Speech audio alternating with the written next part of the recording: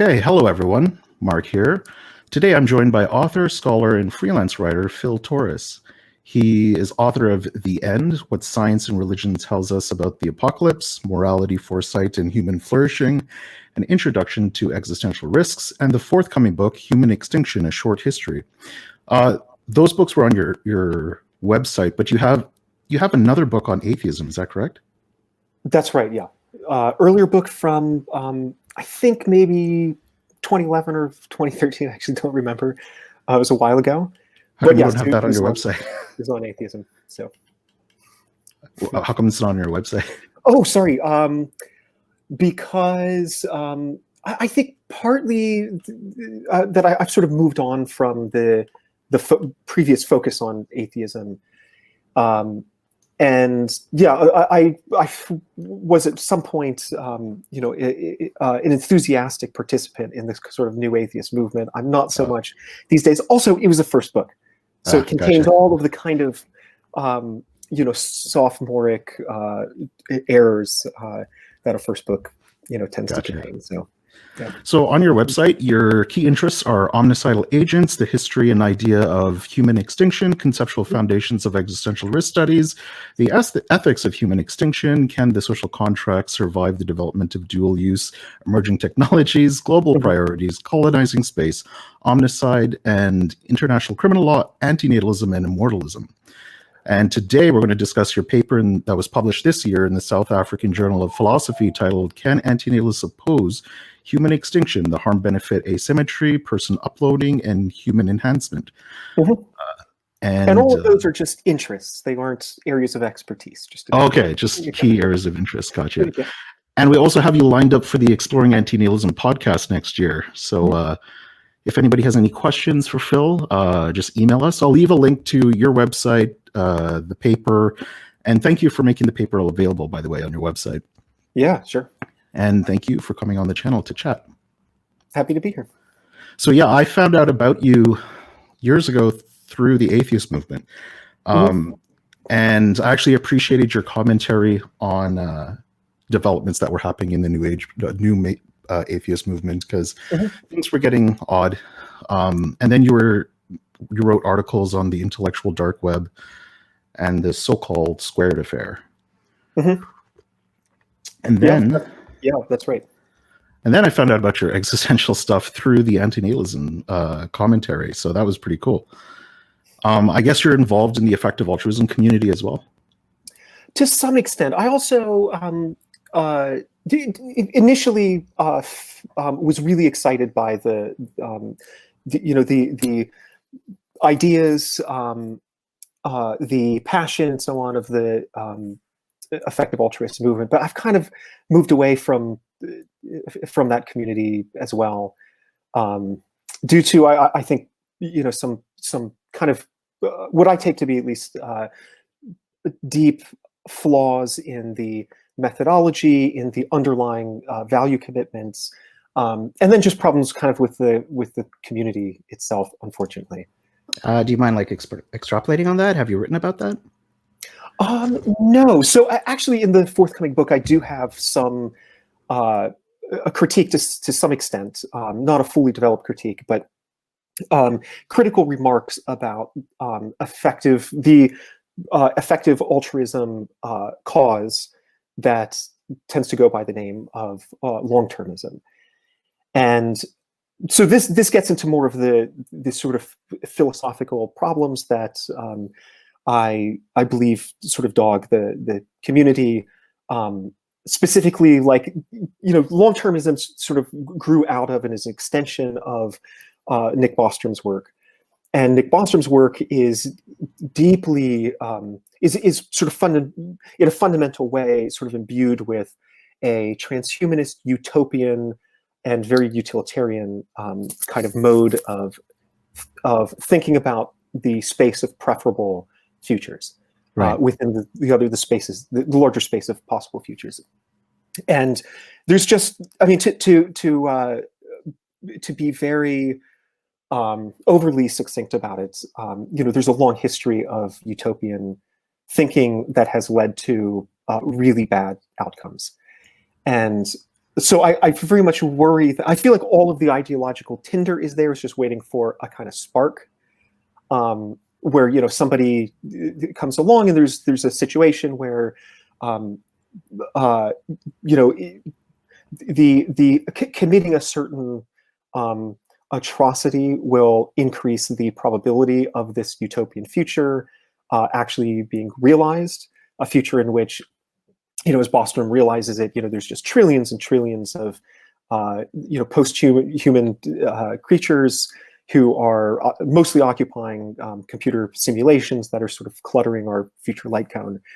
And it's the immense, just astronomical quantity of value in the future that could, given a sort of utilitarian way of thinking, could justify all sorts of atrocities in the present. And so, Ole Hagstrom, for example, has a particular sort of vignette in his book, Here Be Dragons from 2016, where he talks about how, there's an omnicidal madman on the loose in Germany.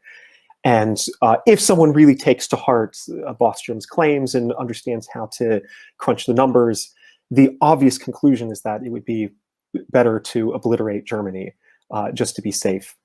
And of course, Bostrom himself has said that the expected value of the future is so immense that mitigating existential risk by a just incredibly negligible amount is worth saving. I mean, it's the moral equivalent of billions of human lives today. So it's that kind of thinking, that mode of calculation, that I think is really dangerous, and that's precisely it's this mode of thinking that is championed by the EA long-termists. So I actually think there are much better, much more promising ways of thinking about thinking about the future of humanity and defining the concept of an existential risk. How did you get in? When did your interest in extinction, or I guess eschatological studies? How did you get into that?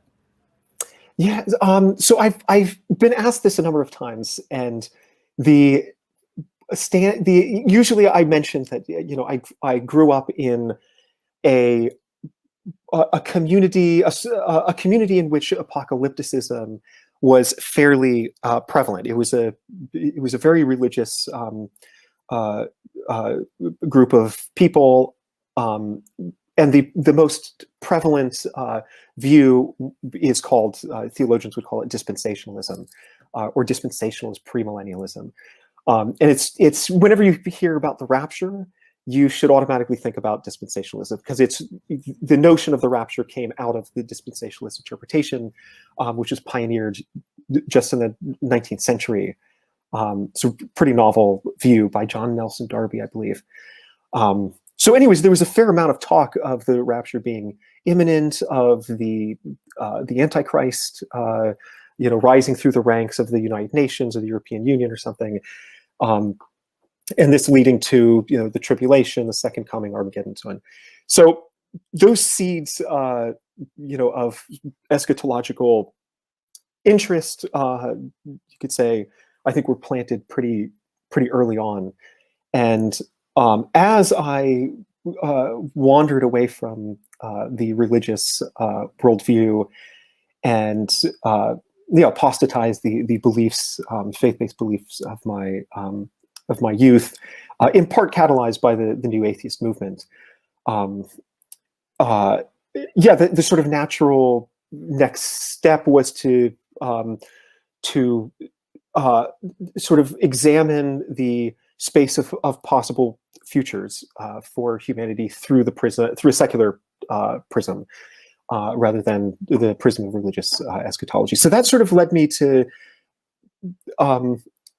into the field of existential risk, which 10 years ago, 15 years ago was really quite incipient. And so that's my journey. Okay, cool. Yeah.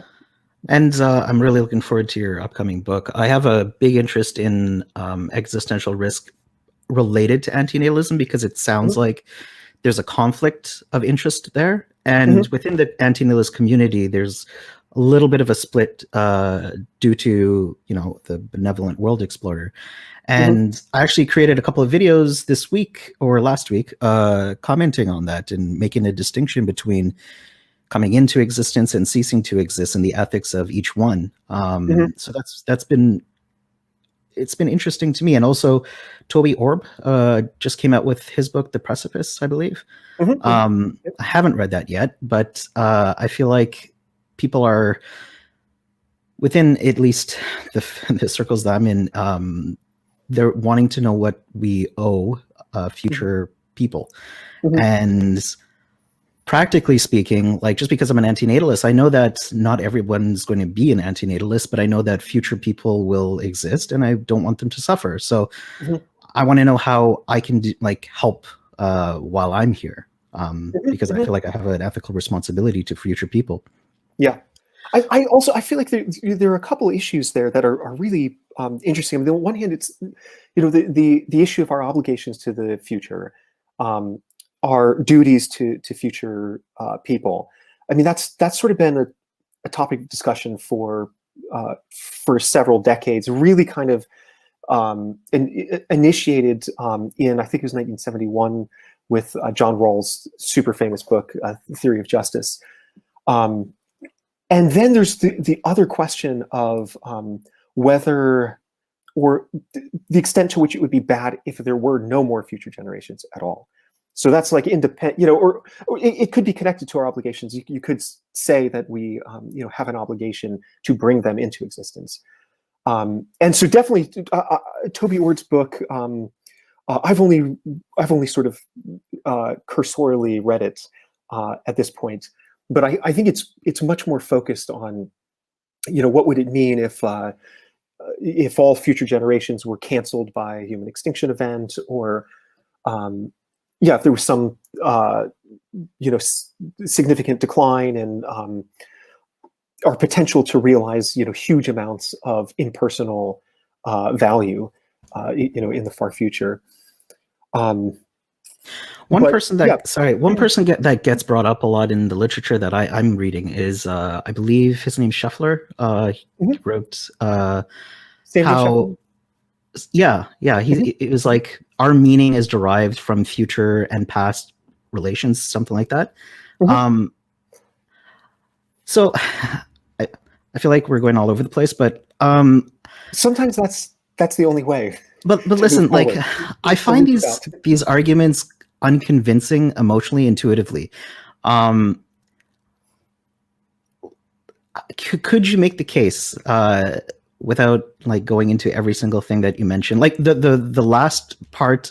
So you gave arguments about why we should care about extinction, and the one that intuitively works for me is because of the wildlife suffering that's going to happen. But the other ones, could you articulate them or summarize them, or like could you make the case about why an antinatalist should care about not bringing about extinction or accelerating it?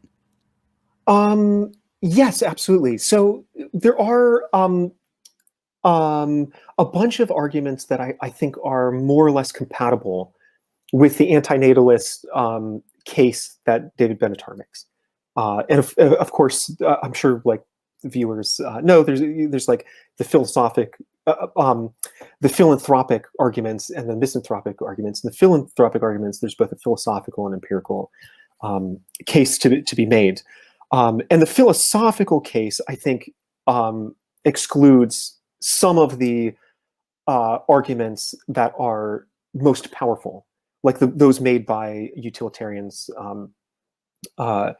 in the sort of the tradition of Derek Parfit and Nick Bostrom and Toby Ord and so on. But there are other arguments. I mean, one would be like unfinished business. There's a case to be made that our extinction would be bad because we're over the past centuries, millennia, perhaps longer than that. There has emerged this multi-generational enterprise project that has different components. You might say the arts, maybe the development of morality, and then most obviously like the advancement of science. Those are the three actually that Derek Parfit mentions in his 1984 book Reasons and Persons.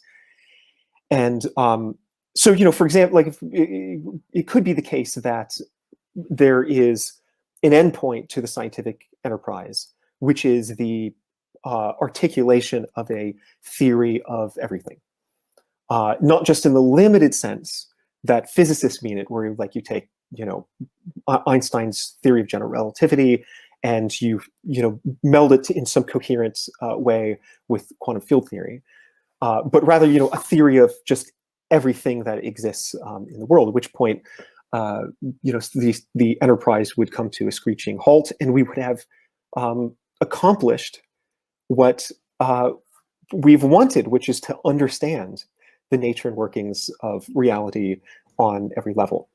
So the point is, like, there's if you take that to be the business of science, then if we go extinct, then that business is unfinished, and it seems like you could make a case that would be a shame, that would be really unfortunate, very regrettable. So that's one argument. I mean, there's other arguments like what's your path? Like, what do you find convincing, you personally? I do find that argument convincing to some extent, although I would add lots of qualifications. I think it tends to be much easier for somebody from the West who's white and male to look at the scientific enterprise and sort of say, give it the thumbs up and say, net positive so far, definitely worth it. Whereas I think there are other perspectives around the world that would look at Western science and say, like, well, it's ruining the planet, it's enabled all sorts of really horrible. That is the line that I was going down. Yeah. Yeah. So I think there is a powerful case to make that really science looks best from the sort of white male affluent perspective. And so as mentioned, I mean, I find it somewhat compelling because I do think that knowledge has some kind of intrinsic value. And I remember this story, which it may be apocryphal, but I've had it in my head for a long time. Carl Sagan, when he was on his deathbed in, like, I guess the mid-90s, dying of cancer, and he was reported to have said, one thing one of his great the great disappointments of him being involuntarily led out of the party of life is that he'll never get to see what the solutions are to certain scientific puzzles. And he just, wanted so badly to know what is dark matter, what is dark energy, how does quantum mechanics and Einstein's theory fit together. So that I am very sympathetic with that just deep urge to get to know, answers to really just basic questions about the human condition, and why there's the Leibnizian question of why there's something rather than nothing. Yeah. But so I find it compelling, but also I would quickly add qualifications. I know people who various people have convincingly, cogently made the case to me that from their perspectives, which aren't white and male, science doesn't look quite so wonderful. I'd like to round back at that. I just want to go through your premises of your argument so the viewers can understand. So your argument has, the numbering is weird. Is that on purpose? Maybe not. So here's the thing. Okay, so 1, coming into existence is always a net harm. 2, there are strong reasons to believe that most, but not all, instances of human extinction would constitute a terrible tragedy. This is the thing that I like to talk more about. 3, life extinction technologies would enable present or future people to live indefinitely long lives. some emerging technologies could also make life more worth living than it currently is. 5. So it goes right into 5 instead of 4. Yeah, I just pulled it up. I'm seeing that as well. So that would be what you call a mistake. Okay. So 4 or 5, these technologies could thus enable humanity to survive indefinitely with lives worth continuing. And then finally 6, therefore one can coherently espouse one and reject Benatar's pro-extinction position if one also endorses the development of safe and effective life extension technologies. Call this no extinction antinatalism. So my only commentary on number 1, that coming into existence is always a net harm in your paper, you didn't just give the axiological asymmetry, you gave multiple arguments to give a holistic argument about what is antinatalism. So thank you for that. Sure. Because a lot of people are convinced by the imposition, the consent argument, and actually, in my circles, not a lot of people think the axiological asymmetry makes sense.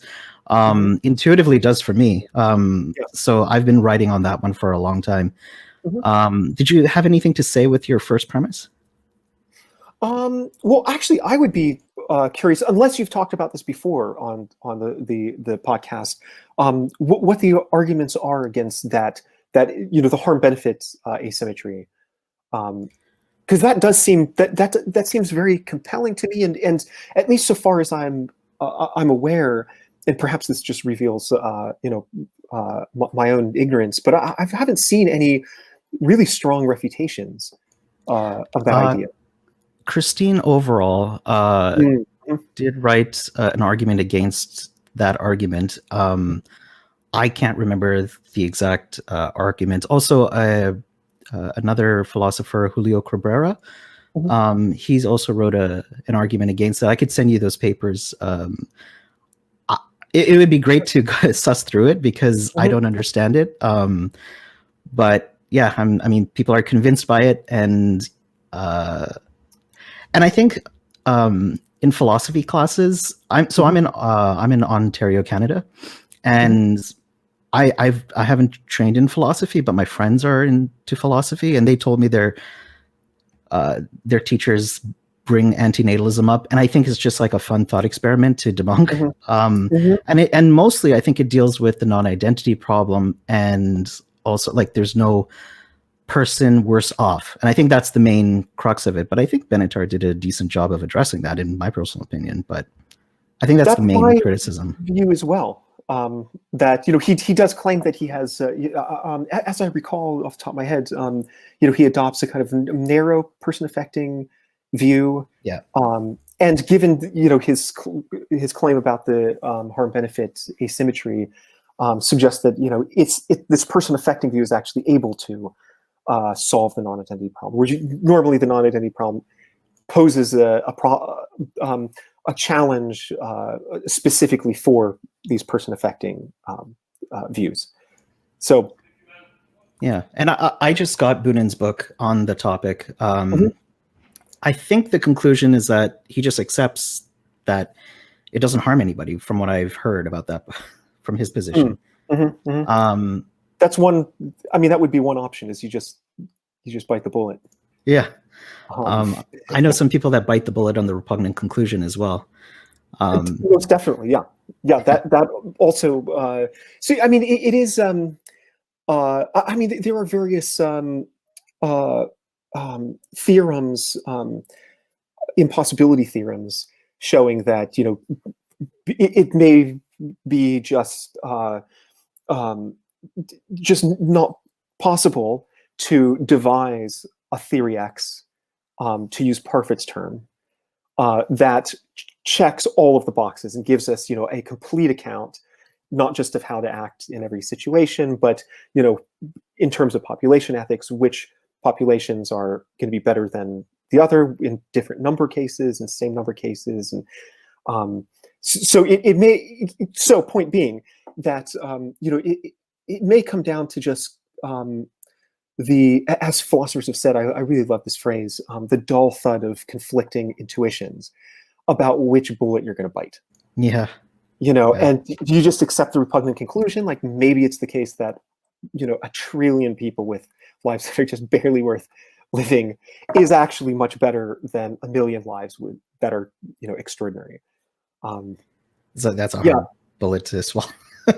For me, certainly that's where my intuitions lie. I'm much more sympathetic with a person affecting view. In addition, this actually ties into what we were talking about before, because when you have that impersonalist kind of view, where it's just about, combined with the kind of total utilitarian aggregative approach, when it's just value impersonally conceived, that can lead to the view that I think is really dangerous, where you say, the value of the future could be so enormous that any atrocity committed today, like destroying Germany or murdering someone or whatever, or sacrificing 1 billion people, to use Bostrom's own example, is just worth it because the value is astronomical.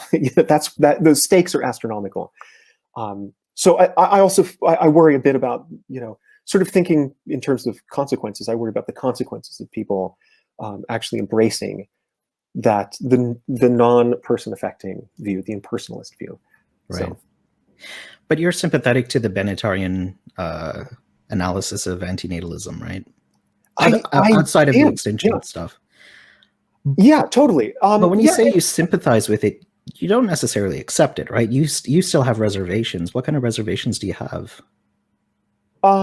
So most of, I feel there's a line that I think about. I don't know why. It's not a particularly memorable line, but in David Chalmers' paper on the singularity, philosophical analysis of it, when he's talking about personal identity, he has this line where he says, here's the menu of options that has been outlined by philosophers in the past. Ultimately, I find the topic just deeply perplexing, profoundly perplexing. That's kind of the way I feel about most issues in philosophy,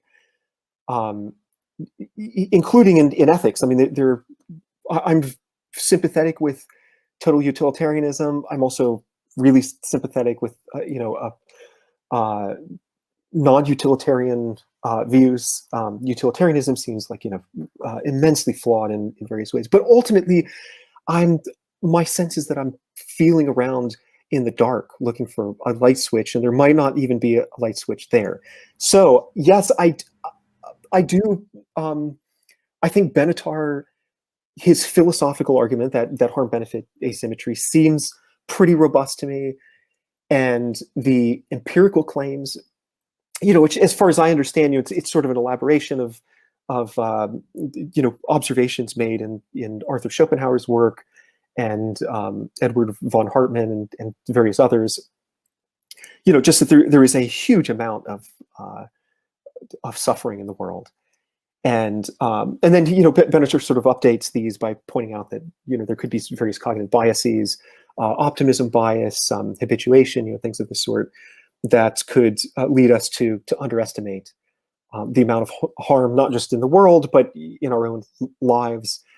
I'm remembering actually that it was Thomas Metzinger, I think, or maybe it was his colleagues, but it was fairly recent, last 5 years, where there was a little pilot study they did. And interrupt me if you've already heard this before, but I just remember his thing about AI and antinatalism. I don't think that's what you're doing. No, this isn't that benevolent anti-natalist AI. No, he actually, it was this little pilot study where he sent out to I think they were advanced philosophy students at random points throughout the day, asking in one iteration, asking would you want to relive the last however many seconds of your life if you could? Yeah. And the overwhelming majority of responses were no. What? Really? Yeah. So wow. It's affirmation, at least to some extent, and it's not like it wasn't a really deep, it wasn't a scientific study, but it was preliminary evidence that we spend most of the day engaged in activities that actually we kind of think they're net negative. Wow. If we could repeat them, we So choose not to. I don't remember. Oh, yeah. go ahead. No, So no, I don't remember. I had a pro mortalist on his he has a YouTube channel called Daily Negativity, and he ran the thought experiment on me as well. He's like, would you want to relive the last month or two, or like however long? And he said most people would say no. And I'm like, there are plenty of times in my life that I had like some of the best times of my life. I would want to live that over and over again. And the banality of life, to me, I'm okay with. If you just give me like, you asked me what I did today. I did mostly reading and had my lunch, and now I'm talking to you. Honestly, that's a good day to me. So I don't know. I'm a little bit of a cheerful pessimist when it comes to my life, and of course that can change depending on the context. But I don't know. There's definitely periods in my time that I would relive, but there's been horrible times too. So it just depends, like when. Yeah, so that would get at the question of how one evaluates, longer periods of time.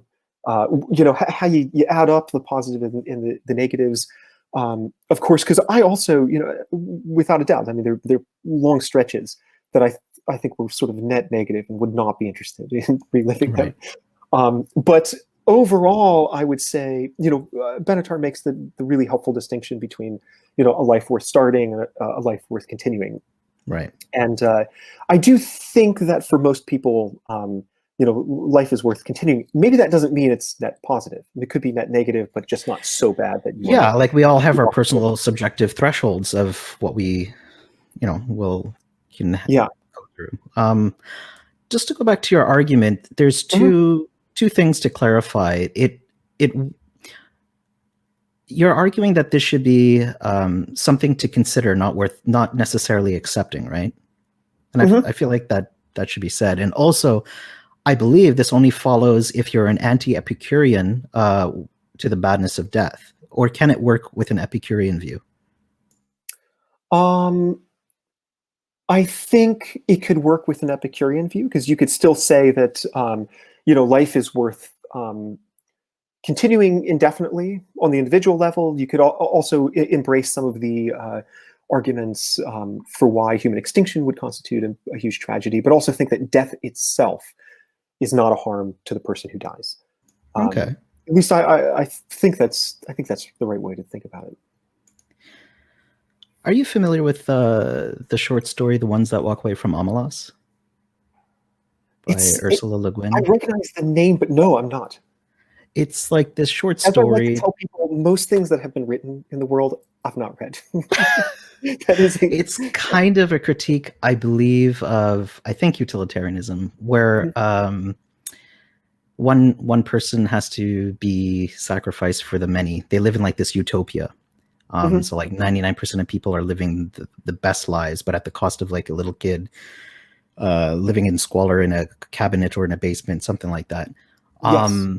And how many people would want to stay, because you have the majority of people are in bliss, but what is the cost? And some people walk away from that city. This is kind of the story that resonates with me. And also going back to the atheist days, one of the arguments is the problem of evil. And when atheists bring that up, if you look at apologetics, the counter to that is, but look at heaven. Heaven's around the corner. And no, the majority of atheists are like, that doesn't justify what we've gone through on Earth. That doesn't justify the evil. But when I talk to transhumanists and I talk to like people who want to bring about utopia, I just feel like it's similar. That for the cost of long-term happiness, all this misery is justified. And that doesn't sit well with me. Yeah, so I feel like there are a couple ways to interpret that. Like on the one hand, obviously no human is responsible for the natural evil that exists right now. Right. So on the one hand, you could say, well, from a very Sidgwickian cosmic eye kind of perspective, maybe there's a way that we could actually correct the balance by realizing, huge amounts of value in the future, and then, at the end of time, when the heat death occurs, if we aren't able to escape into some neighboring parallel universe, so the end comes, at least at that point, then the balance of goods will, the total quantity of good will exceed total quantity of bad, where a fair amount of that bad might have just resulted from, the Darwinian struggle for existence.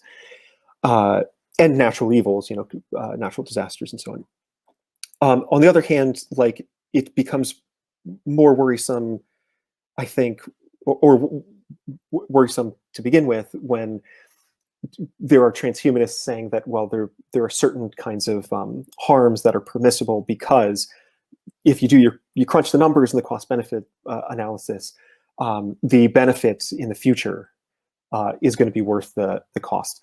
It kind of ties it a bit back into the fear of, like, what I would call somewhat facetiously, like, Bostromian extremism or Bostromian terrorism, which, again, you could look at the little vignette that Ole Hagström outlines, having to do with the destruction of Germany, because there's some omnicidal agent that's loose somewhere in the country.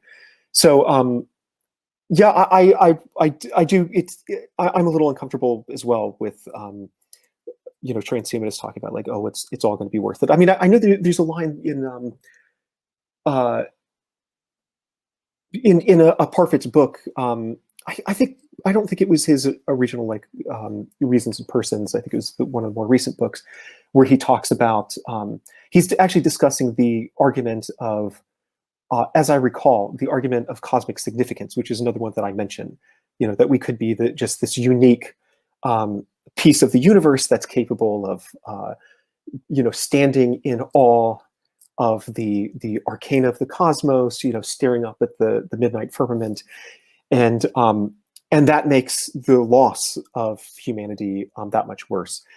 And so I believe it was in connection with this argument that he says, it could be the case that our descendants realize great goods that make the horrors of the past, even among those who were the victims of those horrors, all worthwhile when it's all said and done.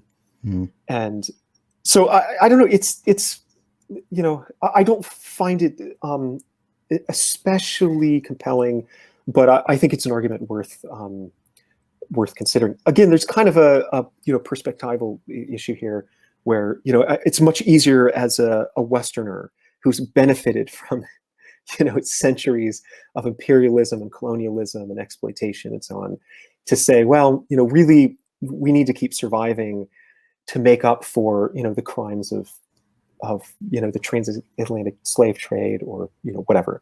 Mm-hmm. Yeah, it's a little, it's maybe a bit more uncomfortable for people who have different perspectives. I am sympathetic to, like, I'm a little bit agnostic on the Epicurean thing, Mm-hmm. but I am leaning towards it being a harm, because when I think about why would I want to continue my life, or if I'm healthy, it's all the things that I want to accomplish, and I don't want to be short-lived on that, and be deprived of that.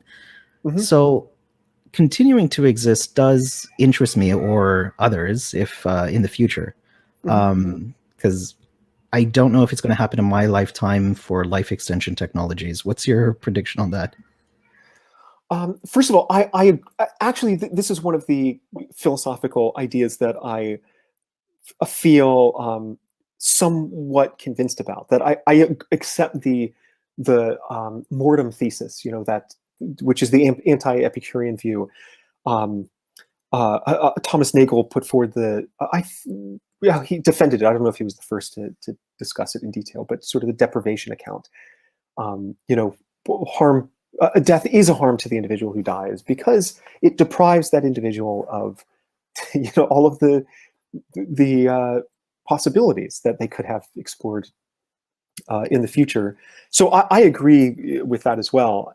In terms of, like, the technological forecasting issue of when it's the case that life extension technologies will arrive, or at least arrive enough for us to cross the threshold of longevity escape velocity.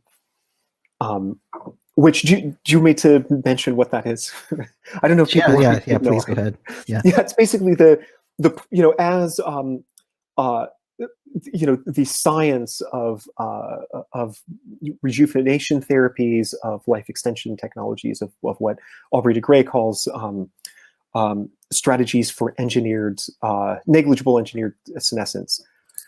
I got the words mixed up. It's what the acronym is SENS.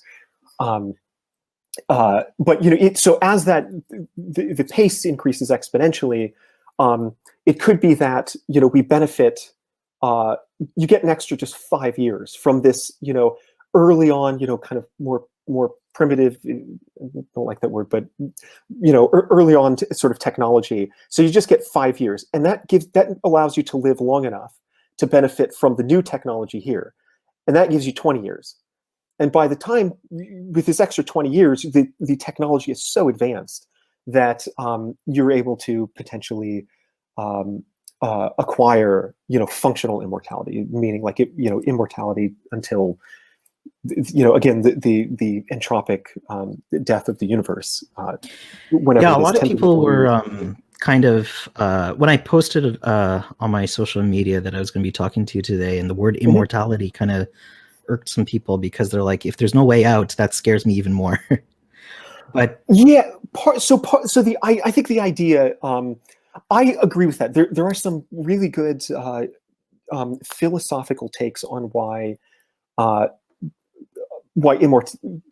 just the claustrophobia, the existential terror of immortality, and I'm not unsympathetic with those arguments. The idea is that that technology gives you the opportunity to persist for as long as you want. You can still, decide at some point in the future to, you could choose the euthanasia option, but at least then you're extricated from this the perpetually frightening situation in which death is involuntary and could happen. We're all just a doctor's visit away from getting a terminal diagnosis or something.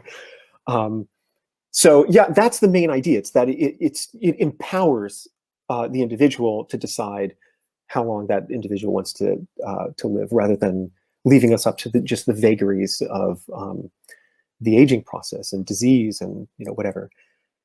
So, and without a doubt, I mean, I mentioned in the paper, use the term, functional immortality, because also there does seem to be, again, unless we can somehow, succeed in like the greatest prison escape imaginable and tunnel into some neighboring universe, which some physicists have discussed very speculatively. But otherwise, it does seem like there is an absolute, limit at some point. According to physical eschatologists, people who study the aging, the evolution of the cosmos, 10 to the 40 years, I just mentioned that a moment ago, is when it's projected that if it's the case that protons decay, all the protons will have decayed at that point. That's really a hard limit, at least on biological life forms. So in that sense, like, you're not gaining immortality in the sense that, the religious systems of the world, particularly, many religious systems, but particularly like Abrahamic religions, posit, where your soul really does, extend forever into the future. And it's, on many accounts, at least, the soul is indestructible. So that is a kind of, I find that quite terrifying.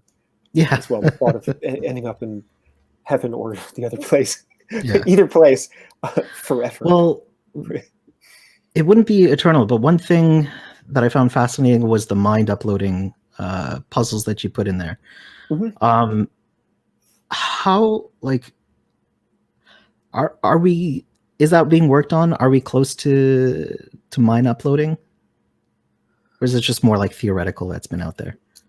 I think the answer is we probably aren't that close, but we kind of don't know. I mean, on the one hand, the scanning technology is definitely not available yet. To scan the one option is if somebody passes away and their brain is vitrified, and then it's sliced serially in very small amounts, and then you get a scanning technology that deciphers the microstructure of all the neurons and their various connections, and positions of molecules and whatever, and then is able to emulate that on a computer, such that not just the structural organization but the functional organization is duplicated as well.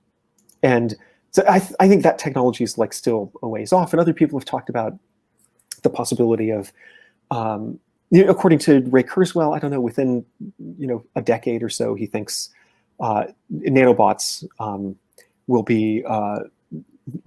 have been invented, and these are tiny nanoscale, billionth of a meter little machines that could potentially be injected into the bloodstream. They pass through the blood-brain barrier, and then they are essentially connected to Wi-Fi, and without destroying the brain of the individual, then they can just transmit all the information needed to emulate the brain. So I don't know. I mean, there are some sort of optimistic projections that we may have this technology within our lifetimes. But could you articulate the consequences to an antinatalist position about mind uploading? For example, like that trend, like the stuff that you mentioned in your paper reminded me of Parfit's I don't know, I think it was Parfit. If you could teleport, exactly, is that a suicide or killing yourself kind of thing? And could you talk a little bit more about that? Explain that. Yeah, sure. So this we had mentioned before, personal identity, and I was regurgitating the words of David Chalmers, that it's just really, really, like, in terms of the metaphysics of personal identity, what constitutes the self? Is there even a self to begin with? Is the self just physical, spatiotemporal continuity? Is it does it have to do with psychological continuity? Is it some kind of combination of both of those? So there's just widespread disagreement about that. But if you accept one of these views and then think about the situation having to do with mind uploading, then you get some really interesting implications for the anti-natalist view. That, so far as I know, nobody has had discussed this topic before. Not super unsurprising, because it's anti-natalism is a bit fringe, and mind uploading stuff and personal identities, those issues are a bit fringe as well. Yeah. But yeah, so basically, there are different ways to that one could upload one's mind. For example, there could be a non-destructive method, which I just actually alluded to a moment ago. Like, for example, if you inject nanobots, get them somehow into the fishbowl of the skull, and then without damaging the brain itself, they transmit that information. The brain then is the individual's brain is emulated on a supercomputer, and assuming a widely accepted philosophical thesis about the nature of mental states, which is called functionalism, then it should be the case that the emulated brain produces the same kinds of mental states, both computational nature but also qualitative. What it's like to be something, to be you, to be another individual. What it's like from the inside. Those feelings that tend to be ineffable. The tastes, the sensations when you look at a color or whatever. So it should be the case that this emulated mind then produces emulated brain produces a mind in the exact same sense that we have minds. If that's the case, then from the anti-natalist view, since it's always wrong to create a new person, since you started out with one person, then you ended up with two, then that would be an immoral act. It would have been better if that emulated brain and therefore simulated mind didn't exist. Having to do with the harm-benefit asymmetry again. Yeah. So and then there's also the possibility of destructive uploading, which the classic example is like, imagine you replaced one little ensemble of neurons in your brain with some kind of silicone-based or carbon nanotube something based chip, and you did that one at a time, such that by the end of the process, what exists contained in your neck top, as Daniel Dennett would call it, is just essentially it's computer hardware. So you've uploaded your mind in this manner by destroying the original, the wetware of the central nervous system. And so in this case, if it is metaphysically true that the same person, the same individual, the same self is preserved through this process, then from the Benatarian perspective, this would be very good, because Benatar accepts that anti-Epicurean view that death is always bad. So if you were to upload your mind, that could grant you some kind of digital immortality. Therefore, you would avoid the badness of death, or at least you could delay it considerably. So a good Benatarian should endorse that possibility. But if it's the case, and plenty of philosophers have argued this, that as you're uploading, actually what happens is you become a different person in a deep metaphysical sense, then that would be doubly bad from the Benatarian perspective. Because on the one hand, it would entail death, and on the other hand, it would involve the creation of a new being.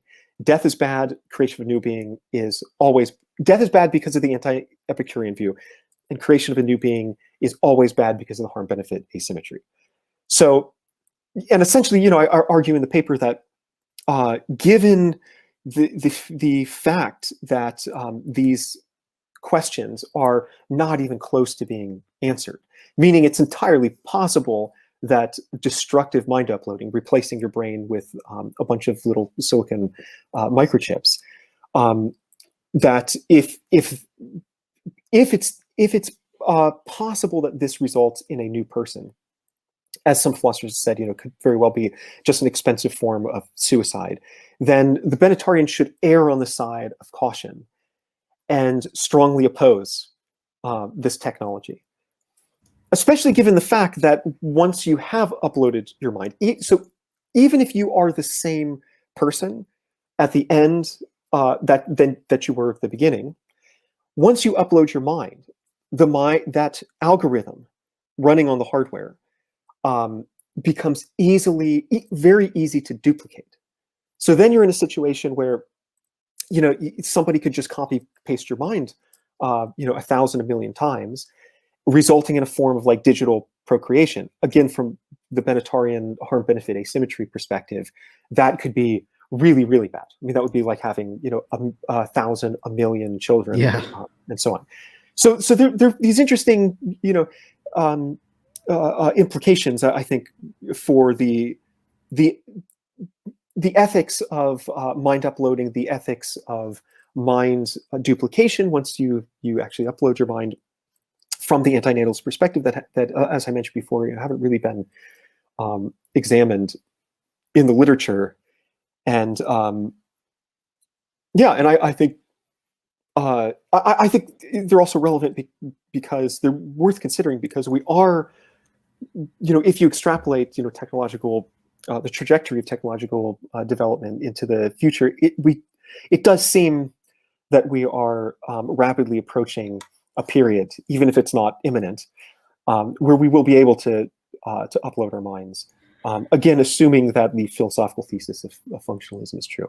Yeah. So these questions will become, really pressing.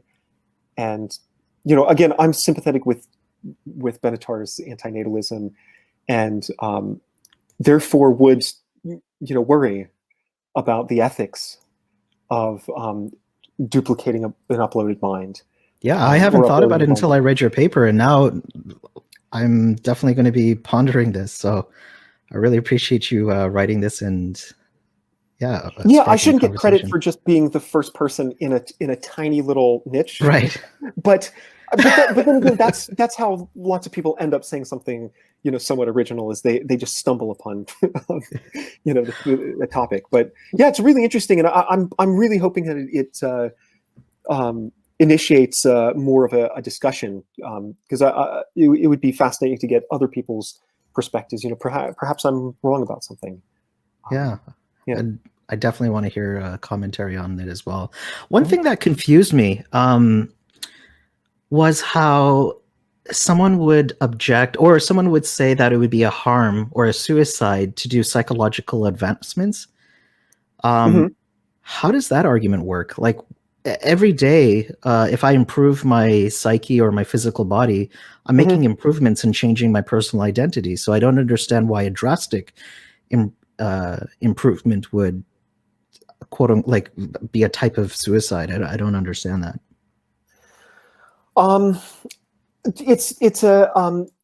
It's a complicated. I mean, you're right in being perplexed by it. Okay. It's a bit, there's kind of a heat paradox situation here, where you have a grain of sand, and you add another grain of sand, and it's not a heap. You add another grain of sand, and then you can just extrapolate that. If I just add one grain of sand to whatever pile I have here, it's not a heap. But at some point, it becomes a heap. Right. So, it's like there are some arguments that, for example, like, if you're modifying in some significant way, like a core capacity of the individual, like that would the change would be so drastic that it would, in some, the argument would go, in some unambiguous way, it would really result in a different person. So, like for example, I mentioned the paper, Mark Walker, philosopher, I think at University of New Mexico, I believe. But he, essentially reconfigures, further develops this idea that is found all the way back in Aristotle's work, where Aristotle says something like, it's absurd to wish that a friend become a god, because as soon as the friend becomes a god, it's no longer the same individual. It's not possible for a human being to become a god without also becoming a fundamentally different, fundamentally, that is, in a metaphysical sense, a different person. And so, yeah, again, I mean, if you think about it in term, like, very gradualistically, it perhaps, to some people at least, would be more plausible that if you end up being extremely different than the person you started out as, it's, that continuity is nonetheless sufficient for the person being the same. Other people, like, I don't know. Myself, my intuition is that there's a good case to be made that radical human enhancements would probably result in, like, really a different person, a different self. And so, yeah, then the question really is pressing about the ethics of that, and the implication there being that, yeah, radically enhancing yourself is just a form of suicide. I mean, you bring another person into the world, but you're eliminating yourself, essentially. So, yeah. But it's a complicated, and it is a labyrinthine topic that is, our minds are just not well suited. It's a bit of like a square peg in a round hole kind of situation. Minds are just not suited. I mean, this is one theory of, metaphilosophical view is, the field of philosophy is just a trash bin where all of the questions that we cannot in principle answer are just tossed. So and that seems fairly plausible to me. Yeah, well, I enjoy discovering new questions even if I can't answer them. So in fact, this actually gets it. I had written a few years back about the paradox of enhancement. That it could be the case that understanding the implications of enhancement, for example, questions surrounding personal identity, diachronic personal identity over time, that these are issues that fall outside of our cognitive space, which is the space defined by what we can, in principle, comprehend. Given the evolutionarily sculpted concept generating mechanisms that we have. And so it could be the case that understanding personal identity is a problem that falls outside this cognitive space. Once we become post-human, we can reshape that cognitive space to include that problem, and then actually answer some of these fundamental, perennial philosophical questions like personal identity. But it's a paradox because the only way to actually be able to answer those questions about, like, if I radically enhance myself, am I committing suicide? And then essentially just replacing myself with someone else. Maybe the only way I can do that is to actually get to risk committing suicide to become post-human, and then comprehend the correct answers to questions like these. It's fascinating. Thank you, Phil. I really enjoyed reading this, and I don't. We've been chatting for an hour. Did you have any other comments that you wanted to about the paper? No, not really. I mean, do you think we covered everything? I feel like we did. We covered a lot of it. Yeah.